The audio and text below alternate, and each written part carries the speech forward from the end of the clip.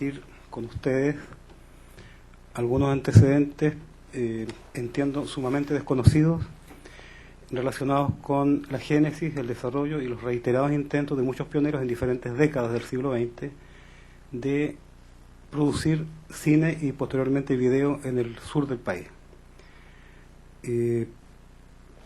Primero que nada, quiero compartir con ustedes lo que aparece en pantalla. Es la portada de este trabajo, que es el resultado de una investigación de bastante tiempo y que abarca la zona comprendida entre Valdivia por el norte y Coyhaique por el sur patagón. Pero antes de entrar en materia, quiero compartir esta dedicatoria con todos ustedes.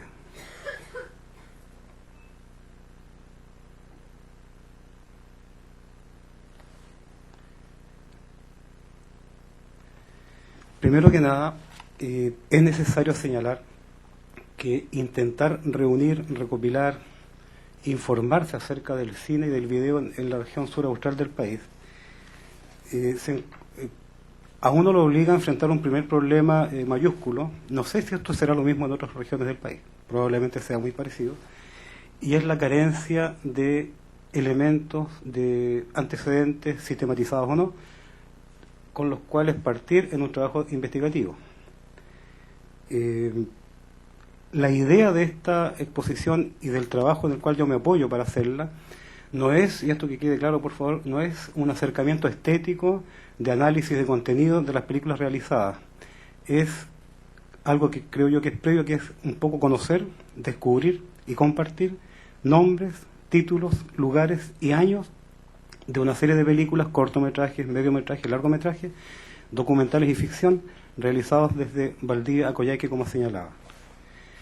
La tarea, por lo tanto, tiene que ver con la necesidad de la práctica tangible de conservación de la memoria artística, lo cual significa de la memoria cultural de una región o de una localidad. Esta práctica tiene que ver con las inquietudes, con los intereses, en medio de una avalancha de producciones que no son propias. Ese es el primer elemento que hay que tomar en cuenta. Pero además de no hacerlo de esa forma, de no tener presente esta carencia antigua y permanente, estamos acá dando cuenta entonces de una especie de croquis ideológico, histórico, de conocimiento, que tiene que ver justamente con el desconocimiento como una excelente carretera muy bien pavimentada hacia el olvido, ni más ni menos que el olvido de lo propio. Tenemos dos puntos entonces con los cuales batallar. Y esto, el olvido, está apoyado en la carencia de fuentes. Como señalé, sistematizadas o no, a las cuales acudir para buscar antecedentes respecto de esto. Por lo tanto, ausencia de registros. Me permito compartir una breve cita de esta publicación, donde señalo algo que es políticamente muy incorrecto, por lo tanto lo hago con mucho agrado respecto a esto. Si algo complicó la recopilación de los antecedentes reunidos fue la carencia de documentación centralizada o no, sistematizada o no también, a la cual recurrir. Persiste en varias instituciones la distancia entre la preocupación verbal por nuestra cultura e historia respecto del interés real por ella. Hasta ahí la cita. Y aquí, para seguir con lo políticamente incorrecto, esto tiene nombre y apellido, ¿no? Las universidades del sur, salvo esfuerzos individuales de alguien, no han logrado hasta ahora superar el problema de la recopilación, del ordenamiento, de la sistematización de la producción cultural propia en este ámbito. Habiendo algunos avances en ese terreno, a mi juicio son tremendamente insuficientes. Con esa realidad se trabaja en este tremendo campo de, no sé si será de batalla o de otra cosa, que es el de la producción artística, que no es inocente, jamás, porque en la producción artística hay propuestas estéticas, ideológicas y valóricas, por lo menos. Todo esto, la carencia de fuentes, la ausencia de registro, la falta de información sistematizada, no significa que las cosas queden, que los espacios queden vacíos. Cuando algo no está presente, otro algo lo ocupa. Y ese otro algo generalmente es lo ajeno, lo invasivo, lo externo a nosotros mismos. Y en este caso tenemos que eso externo, lo ajeno, tiene que ver con la gran industria cinematográfica del mundo, pero también con el santiagocentrismo, que tiene mucho que ver con la carencia de recuperación de los elementos propios. Pero algo hubo. Desde algún lugar parte todo esto. La génesis, de eso comienzo a hablar ahora, del trabajo audiovisual, cine primero, mucho después video, en algún momento se inició. Y antes del cine estaban los lugares en los cuales se exhibió cine también, con las primeras experiencias realizadas. Comienzo por Valdivia. En Valdivia, el primer teatro que se construyó acá fue el Gagliastri en el año 1881 en calle Camilo Enríquez, para quienes conozcan Valdivia, en el norte de calle Camilo Enríquez. Allí fue construido este primer teatro que después es utilizado para exhibir películas. También, y esto es una sorpresa para quienes nos encargamos a veces de estas cosas, hubo una revista de cine en Valdivia a comienzos del siglo XX, revista que tenía como título El Film, que entiendo era una edición regional de otra revista nacional que se llamaba de la misma manera. Y esto es tremendamente extraño. En 2 meses se publican 23 números, año 1919.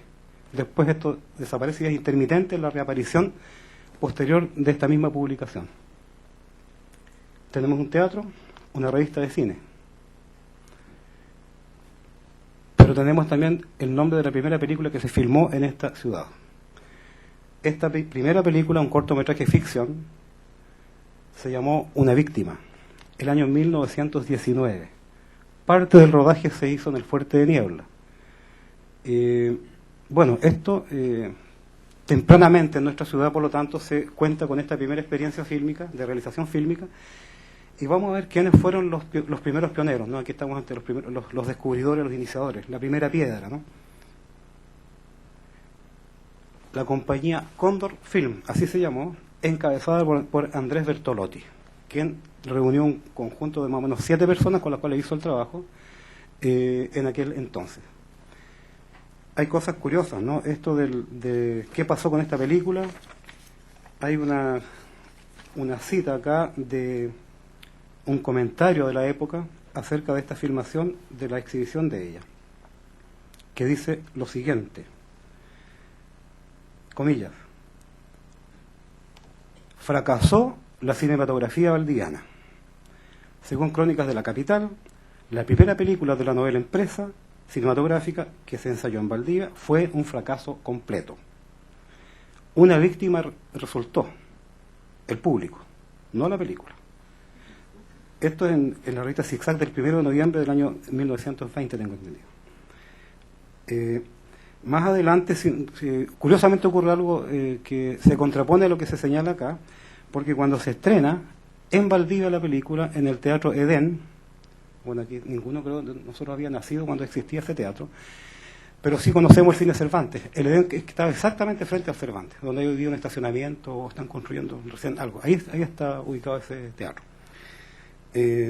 Teatros desaparecidos por incendio, que no fue el único caso en Valdivia. Cuando se estrena esta película en Valdivia, la reacción es distinta. Fue tan distinta que estos pioneros recuperan la confianza, el ánimo y se sobreponen a esa ácida crítica que recibieron y vuelven a incursionar, muy porfiados ellos, felizmente, y realizan Un drama en la nieve, que es otra película que realiza el mismo grupo, el mismo equipo, encabezado por Bertolotti. Eso respecto de la primera película de la ciudad de Valdivia. Allí parte nuestra historia fílmica, hace ya 90 años. Pero también había cine más al sur. Veamos qué había en Puerto Montt. En Puerto Montt hay una experiencia no tan parecida a la que yo acabo de reseñar respecto de Valdivia. Tiene elementos propios, particulares de esa ciudad. La primera exhibición de cine que se hace en la ciudad de Puerto Montt es en el año 1902, en la noche del 2 de julio. Fíjense ustedes, a comienzos del siglo XX, tempranamente, se hace esa primera exhibición.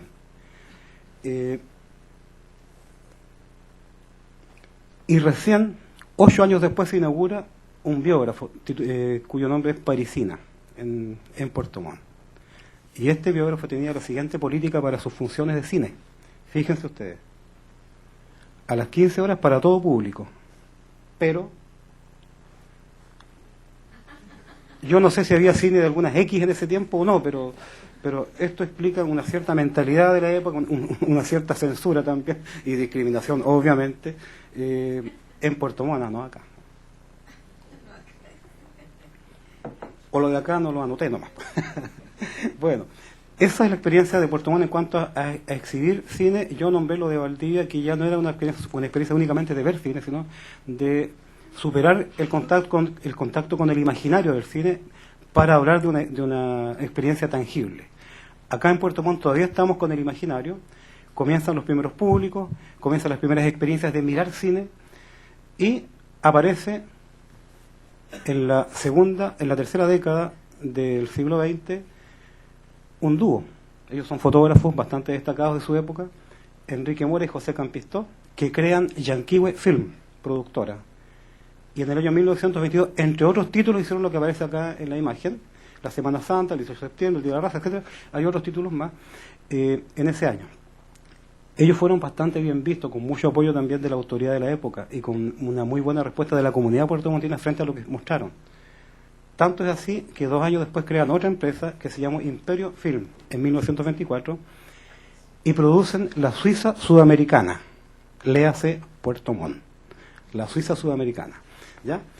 Esta fue una empresa, Imperio Film, creada con fines estrictamente turísticos. O sea, ese era el objetivo de hacer estas películas en ese momento, y de hecho en la filmación que hacen Mora y Campistó, muestran las bellezas de la provincia de Yanquihue, hacen gala de eso, y se produce una reacción pero tremendamente favorable de parte de la prensa, que destaca el talento de los realizadores que gracias a su trabajo van a poder mostrar en el mundo, comillas, las imponderables bellezas de Puerto Montt.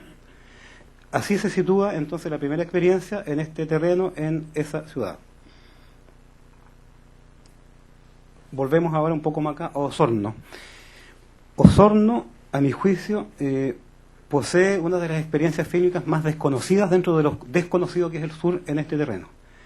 Un recuerdo al pasar, hay un valdiviano que actualmente reside en Nueva York, Leonardo Coquín, que trabajó en la que era la sede de la Universidad de Chile en Osorno hasta 1973, y allí había un departamento de cine, del cual yo he visto personalmente algunos aparatos como reliquias que están ahí, ¿no?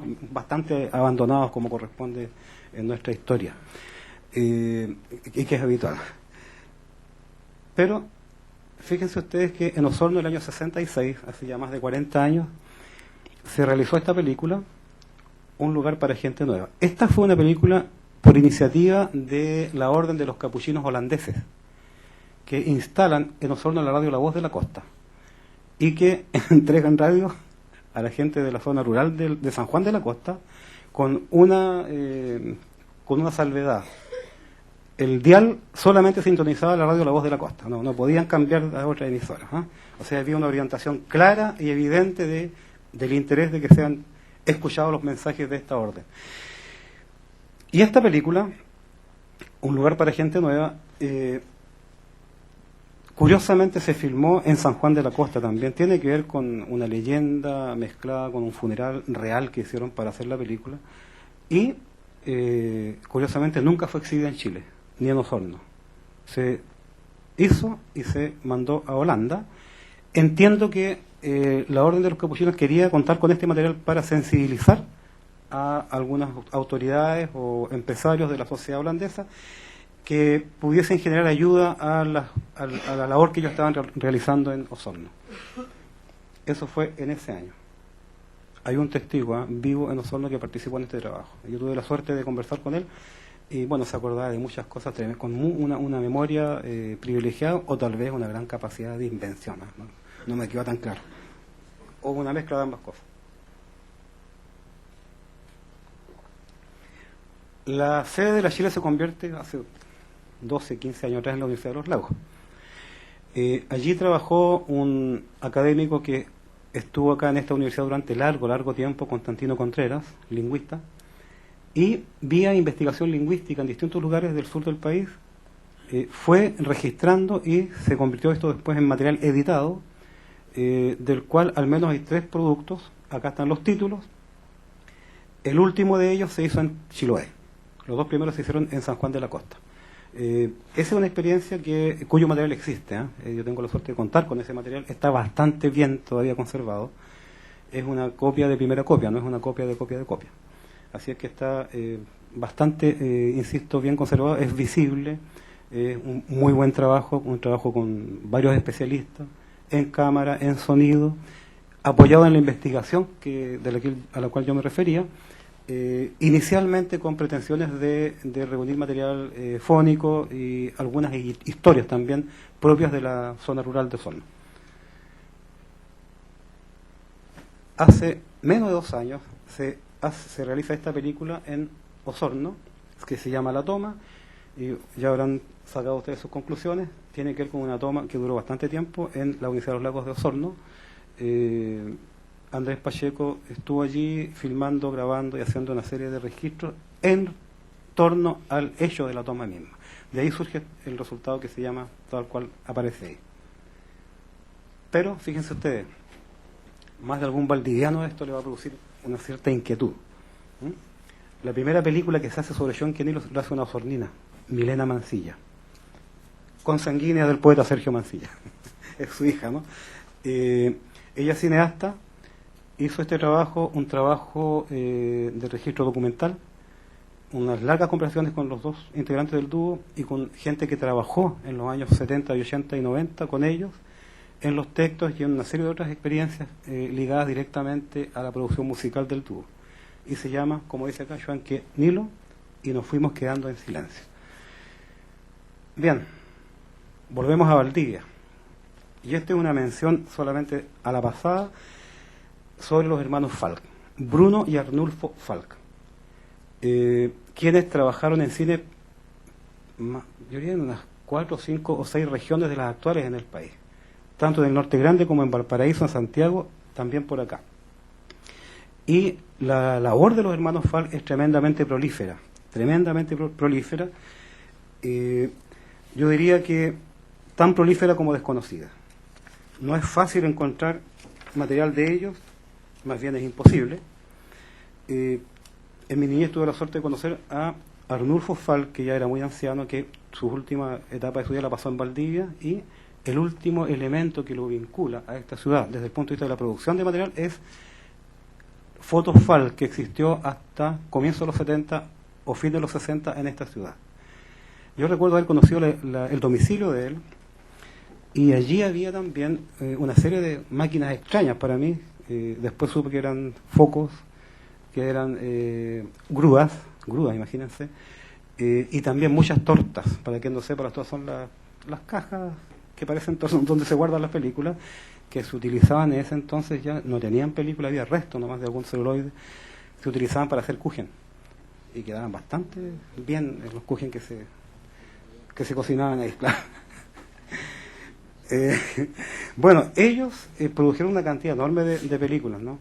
Fíjense que hay algunos títulos del trabajo ligado más bien al sur y a esta zona de los hermanos Falk. Si ustedes se fijan, los temas son más o menos parecidos a otras épocas y en otras ciudades. Son bastante recurrentes las opciones que experimentaron estos pioneros, estos nuevos pioneros. En el año 1993, yo tuve la suerte de grabar una conversación con un hijo de Arnulfo Falk, Enrique Falk, acá en Valdivia. Y solamente quiero citar un fragmento de esa conversación. Dice en un momento lo siguiente: mi padre, Arnulfo, hizo cine en Santiago. Trabajó como camarógrafo en los años 25-26. Ocurrió durante el rodaje de una película titulada Bajo la mirada del Cristo Redentor, título que aparece en muchas historias del cine chileno. También cumplió dicha labor en Nobleza Araucana, otro título que aparece en historias del cine chileno, realizada en Valparaíso en la década del 20. Y le pregunto, ¿y dónde procesaban las películas? Míreme, en Santiago, en la calle de Ardiñac, actual barrio Bellavista, más o menos, ¿no? Mi padre tenía un taller. Recuerdo que había algunos bastidores, por ejemplo. En ese tiempo mi padre trabajó con su hermano Bruno. Ellos mismos fabricaban las máquinas, cámaras, filmadoras y fotográficas para hacer fotos y para filmar. También realizó muchos trabajos para el Diario Ilustrado. Eso consistía en hacer noticieros para cine que eran exhibidos en los teatros de la época, allá por los años 30. Arnulfo Fall filmó el terremoto de Chillán. ¿Eh? Si alguien ha visto imagen, está un poco la mano de él por ahí también. Bueno, eso respecto de los hermanos Fall. Y este sí que es uno de los casos, a mi juicio, más relevantes de la historia no acá del sur del cine chileno, lo que pasó en Río Bueno en los años 50 sobre todo, y parte de los 60. El caso Río Bueno significa el caso Armando Sandoval. Felizmente uno de los pocos nombres recuperados hoy día en Río Bueno, aquí en la Universidad Austral en gran parte y en Chile, de estos pioneros desconocidísimos que hacían cine por una sola razón, por amor al cine, nada más que por eso. Cuestión que espero se siga usando, ¿no? Armando Sandoval comenzó trabajando como boletero en el cine ideal de Río Bueno y fue derivando, se fue entusiasmando hasta que llega un momento, para hacer más corta la historia, en que fabrica también sus propios equipos, comienza a filmar y se produce una enorme cantidad de películas, tanto de documentales como de ficción, ojo, en Río Bueno, no acá.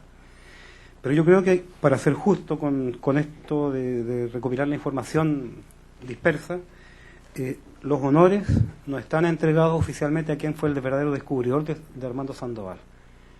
Yo rara vez, creo que nunca he visto ni he leído mencionar al profesor Eduardo Araneda del Liceo Pérez Rosales de Río Bueno, que fue el primero que recopila la historia de Armando Sandoval y que la expone el año 94 en un congreso de historia regional en Osorno. Él es el gran conocedor del trabajo de Armando Sandoval de manera prácticamente directa, además lo conoció personalmente. Bueno, Armando Sandoval crea su empresa propia, Cinesur, y realiza, como les señalaba, una cantidad enorme de películas durante más de una década. Aquí hay algunos títulos. La Cruz Púrpura no es que haya demorado 2 años en hacerla. En 1945 queda lista esta película, pero solamente es autorizada para su exhibición 2 años después, en 1947. Entiendo que hubo una curiosa censura sobre el contenido de esta película acá en aquel tiempo. Lo que aparece con asterisco al final de la lista es una serie de noticieros que hizo Armando Sandoval de diferentes temáticas históricas, sociales, de fechas importantes en la zona sur de Chile, Valdivia, Osorno, también más allá, y que se incluían en las funciones de cine de muchos teatros del país. Parte de este material felizmente ha sido restaurado hace muy poco y se ha mostrado también, lo cual significa que hay allí felizmente una recuperación de un material valiosísimo. Eso respecto a Armando Sandoval. Bueno, a raíz del terremoto también tuvimos un cine catástrofe acá, que fue un trabajo sumamente conocido, no solamente en el sur, en Chile y fuera también. Me refiero a La Respuesta, de Castedo y Sergio Bravo. Yo me atrevo aquí a ser un poco hereje, ¿no? En toda la información que uno conoce de esta película, el realizador aparece solamente allí el nombre de Castedo, y eso fue un trabajo entre ambos. Se trabajó acá en la ciudad destruida y arriba en Riñihue, en el trabajo del lago Riñihue, que se hizo ahí una gran obra de ingeniería para impedir una avalancha que hubiese destruido, se supone, hasta la ciudad de Valdivia completa. Ellos hacen esta película, es un excelente trabajo de documental, además es muy ameno, y mientras se hacían las filmaciones para La Respuesta, Sergio Bravo se entera de que cerca de Riñihue hay un guillatún. Se manda a cambiar para allá con su cámara, registra la ceremonia durante varios días y de allí el resultado es esta película que se llama Aquel Guillatún. en ese mismo tiempo, el año 60, en el invierno. Bien, creo que es relevante destacar y señalar la enorme importancia, el tremendo impacto que ha tenido para el cine del sur del país la existencia de esta universidad. En relación al cine, acá muy tempranamente comenzó un proceso que no se ha interrumpido hasta el día de hoy, felizmente, y que tiene que ver con la creación del Cine Club. La primera función se hizo el 8 de enero de 1963, acá en el mismo teatro que ustedes conocen en este campus. La película fue En Barco, pero esto se hace en el marco de una escuela de verano, y se exhiben películas, entiendo, durante 11 días, y entre cortometrajes y largometrajes son 33 títulos los que se proyectan en el Cine Club, en el naciente Cine Club de la universidad.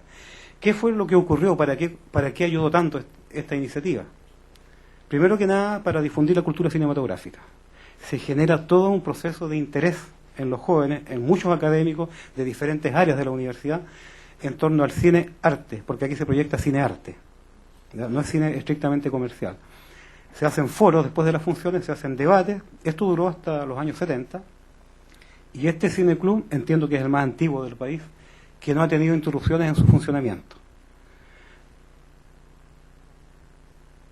Y aquí damos un salto a los años 80, siempre en Valdivia.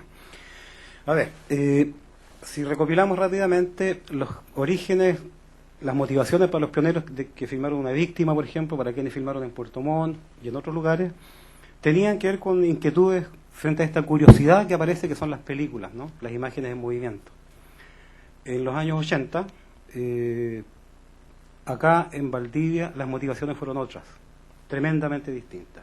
Por si alguien no lo sabe, de la gente joven y de los no tan jóvenes, a lo mejor ni se acuerdan, en ese tiempo había una dictadura acá en Chile, en los años 80. Entonces, en ese contexto, tratamos de hacer cine, y más que buscar, digamos, la síntesis del por qué hicimos cine, por qué se produjo esta suerte de movimiento, más que buscarla en explicaciones cinematográficas, para mi gusto, el texto que mejor resume los porqués del movimiento cultural de Valdivia de los 80 están en este texto.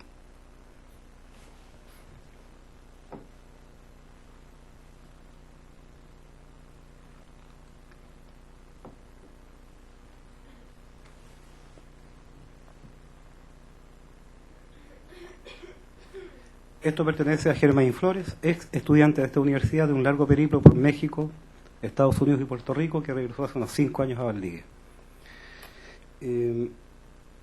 Entonces, insisto, este es el respaldo que nosotros encontramos para hacer lo que hicimos en aquellos años. Pero también hay que explicar que desde fines de los 70, en la ciudad, a pesar de todo, se genera un movimiento cultural tremendamente fuerte en literatura, en plástica, en música, y en ese contexto aparece lo de las películas de los años 80. ¿Qué pasó en los años 80? Ahí hay algunos títulos, son documentales y ficción. Historia de un suicidio lo hizo Mario Oces con el taller de cine Cuervo, que se llamó. El camarógrafo de Historia de un suicidio fue Francisco Lloris, un conocido fotógrafo de por acá. La conversación, que fue realizada por Víctor Ruiz y Ricardo Mendoza. Escenas por una exposición es un caso especial. Esto no fue concebido como película, nadie tenía intención de hacer una película en un día específico, en un lugar específico de esta ciudad. Ocurre que Víctor Ruiz inaugura una exposición de pintura en el mismo edificio donde hoy día funciona la Intendencia Regional, una de las casas Prochel, acá en Isla Teja. Y a Carlos Fischer se le ocurre llevar una cámara. Otro fotógrafo conocido de nuestra ciudad, docente de esta universidad también, para hacer un registro de la inauguración y de una suerte de performance que se preparó para esa oportunidad.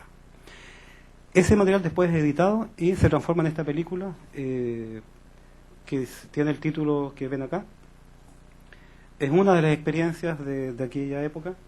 La siguiente, que aparece en la lista en el mismo año, Ilustrando Calles, es un trabajo de ficción de 6 minutos que tiene que ver con los niños de la calle. Esa es la temática. Y que termina en un teatro que entiendo ya no queda nada, que es el Teatro Alcázar, ahí en calle Bueras al llegar a Picarte. Bien, Aquí algunas fotografías. Arriba a la izquierda es Maja Vial, poeta y actriz, en La Conversación, en escena por la exposición. Allí está actuando ella en la performance que yo señalaba en esa oportunidad. A la derecha aparecen dos camarógrafos grabando la conversación. Esto es en video. Al centro, revisando unos apuntes, está Ricardo Mendoza, de Chomba, ¿no? Para quienes conozcan, es el mismo Ricardo Mendoza que ustedes han visto, solamente con el pelo más negro y con pelo, ¿no?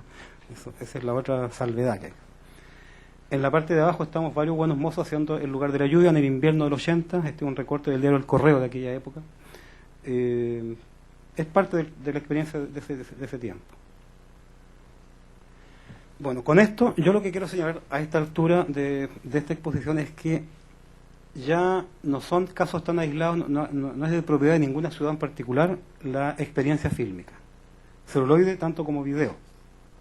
Coyhaique por el sur, Chiloé, Kikaví, que está en Chiloé, pero que tiene un perfil propio en esta experiencia, de la cual voy a hablar dentro de un momento, Ancud, Calbuco, ojo con Calbuco, Puerto Montt, Osorno, Palena. En todas estas ciudades se ha hecho cine o se ha hecho video recientemente.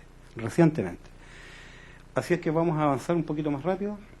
Un ejemplo, estamos en Castro. Luis Tapia Charme firma sus películas como Cicleto Tapia, su seudónimo. Su seudónimo. Esta es una imagen de Diálisis. Se llama Diálisis la película, que está realizada en torno a la diálisis del padre del realizador, hasta que muere, pero que además es una película que hace un tratamiento de la agresión que sufre la cultura chilota, simultáneamente con la diálisis. Esa es un poco la línea temática de esta película.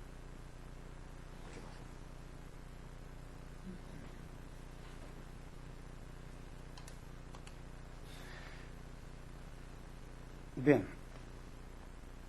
Este es el caso más especial de toda la investigación que yo pude hacer. Ha trascendido mucho más allá del sur de Chile, felizmente. Esta es la escuela Aquelarre de Kikaví, que queda en la isla grande de Chiloé.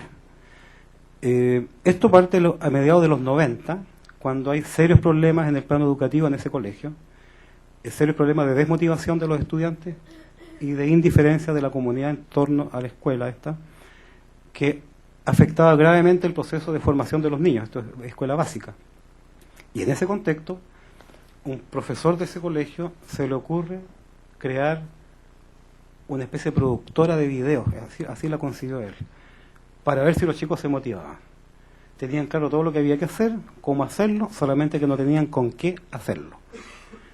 Y audaces como fueron ellos, asertivos y muy perseverantes, consiguen financiamiento para comprar cámaras, editoras, micrófonos, focos, prácticamente todo lo básico para poder trabajar.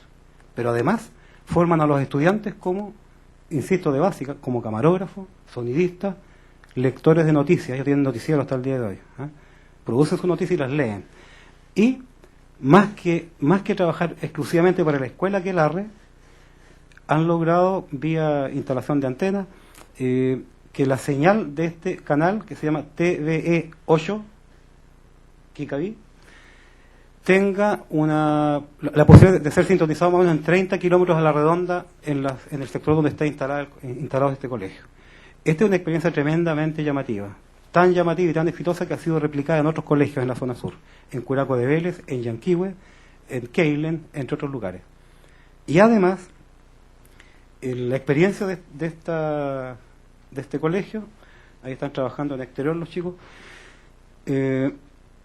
ha tenido cobertura de programas de diferentes canales, como El Mirador, por ejemplo, Frutos del País, y también La Noche de Cecilia, en algún momento, donde hicieron una pequeña nota sobre la experiencia de estos alumnos de básica de un lugar desconocidísimo, que no solamente hacen videos, ellos tienen un canal de televisión,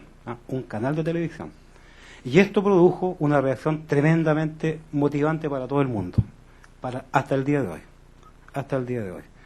Y yo insisto, esta es una experiencia llamativa, especial, plausible, que no sé si las réplicas que se han hecho han tenido tanto éxito como esto en sus respectivas localidades. Calbuco. La imagen que ven allí dice Teatro La Bomba. Se llama así porque está en el cuartel de los bomberos de Calbuco. Este es un edificio construido en los años 50, de alerce y con tejuelas, como ven acá. Se conserva no muy bien, pero es recuperable. En este recinto se inaugura desde el año 2008 el Festival de Cine de Calbuco. Y con esto les señalo lo siguiente. Yo les dije, ojo con Calbuco, porque las cosas nunca son casuales, ¿no? Se instala en Calbuco hace varios años atrás un cineasta peruano que trabajó en la Escuela de Cine de Chile en Santiago, José Miranda, crea una productora y comienza a formar gente en el trabajo audiovisual. Hacen películas, cortometrajes de ficción sobre todo, con actrices y actores de los colegios de enseñanza media de Calbuco. Con tanto éxito que hace poco, él distribuyó un mail, esto hace una semana más o menos, compartiendo con los amigos la alegría de que una de las películas que hizo de ficción, inspirada en un poema, había sido clasificada en la muestra de cortometrajes en Cannes, ni más ni menos que en Cannes. Estaba tremendamente contento. Yo les cuento esto porque Calbuco no existe ni siquiera para los valdivianos en el terreno del cine. No existe tampoco para los puertomontinos. Y sin embargo, hicieron en febrero la segunda versión del Festival del Archipiélago, así le llaman ahora, durante 5 días. Hubo una proyección como de 30 títulos y había como 15 invitados a las actividades de ese festival. Por lo tanto, insisto, Calbuco es un lugar en el mapa que ya no está solamente ligado a las labores productivas de los pescadores, sino que tiene que ver ahora con otro perfil y con otra llegada. Acá hay un afiche de Me cansé de esperarte, un cortometraje de José Miranda. Vamos a hacer un recorrido muy breve de distintas películas hechas en el sur del país. El Duelo del año 2004 pertenece a Cristian Maldonado, que es puertomontino. En la imagen de Poncho aparece el actor Jorge Loncón. Acá en nuestra provincia, región de Los Ríos, provincia de Valdivia, provincia del Ranco ahora, arriba en Riñihue, en las montañas de Riñihue, se filmó El Jabalí, que es ficción. Y aquí tenemos una foto diferente, en un momento del rodaje de Neruda el poeta fugitivo, el año 2004, de Manuel Basualto. Ahí están parte del elenco de actores, acompañados de un señor ahí que está el único que tiene una parca con la parte de abajo oscura, es el poeta e investigador y gran relator oral Ramón Quisillao, de Futrono, que debe ser el que conoce más sobre Neruda en Futrono. Él organiza año a año un homenaje a Neruda donde se recorren los lugares que Neruda recorrió. Ya tienen varios de estos lugares un carácter casi como de santuario, ¿no? Viene gente del sur de Argentina, de San Martín de los Andes. Generalmente se inicia esto en Chigüío, donde se supone que Neruda pasó a conocer las aguas termales, y termina en el hotel allá en San Martín, donde se refugió Neruda los primeros 2 o 3 días a su llegada. Esta película se hace el año 2004, el rodaje se hace en Futrono, insisto, y participa gente de Santiago y de Valdivia. Bien, pero hay otro aspecto que es bueno destacar. No solamente hay producción, se generó hace ya un par de años un trabajo de producción académica en torno al propio audiovisual del sur. Hay tesis realizadas, hay investigación en curso respecto de los contenidos, incluso de las películas, en distintas universidades como esta y como la de los Lagos en Osorno. Y eso tiene, según mi opinión, una gran relevancia porque establece un interés distinto y le entrega, a mi juicio, una especie de respaldo al esfuerzo de mucha gente que está haciendo películas por acá, que las ha hecho y no siempre con mucho éxito en cuanto a su exhibición. Otras imágenes. Esto tiene que ver con el presente y con el futuro. A la izquierda, Paulo Vargas durante el rodaje de Piedra sobre Piedra, que es el piedraplén que se construye entre la ex isla de Calbuco y el continente.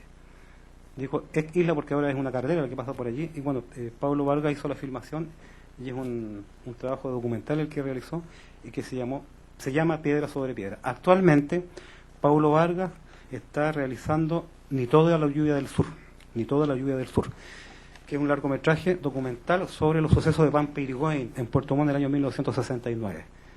A eso está abocado Pablo Vargas en este momento.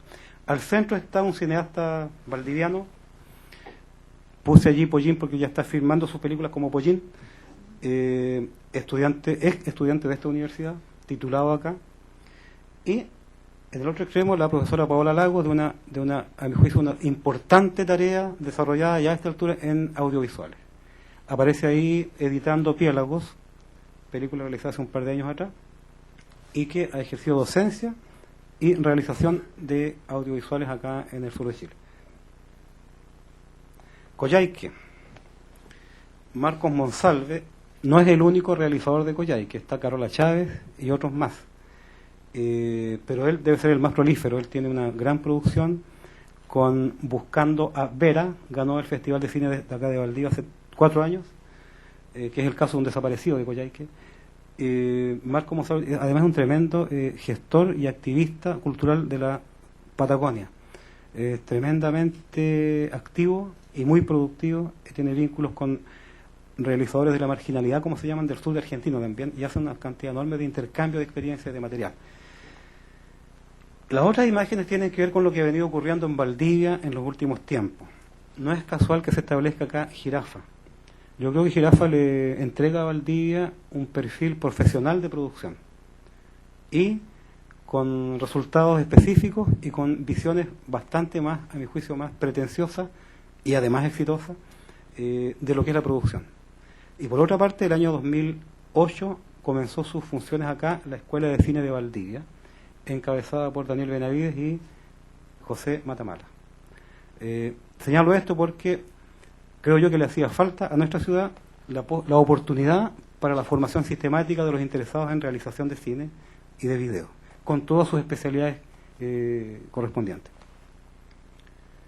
Falta algo. El futuro, como les señalaba, pasa por la Constitución, y de esto ya algo hay, de equipos de realización, no solamente en Valdivia, en Puerto Montt, en Calbuco, en Coyhaique, etcétera, por la tarea de formación, que también ya no es tan extraño recibir formación profesional acá, vía talleres y vía cursos. Además hay más fondos, ¿no?, que son siempre escasos, pero los hay. Y mayores posibilidades de exhibición. Hoy día ya es muy difícil que una película quede solamente para la familia y para los amigos. Ya hay bastantes oportunidades, circuitos, en los cuales se exhiben reiteradamente una serie de películas. Recuerdo el caso tal vez más llamativo, el estreno de Underground de Pollín acá en Valdivia, que fue apoteósico, ¿no? Apoteósico, fue una cantidad de gente impresionante. Entonces, hay posibilidades de exhibición grandes hoy día en el sur de Chile. Sería todo.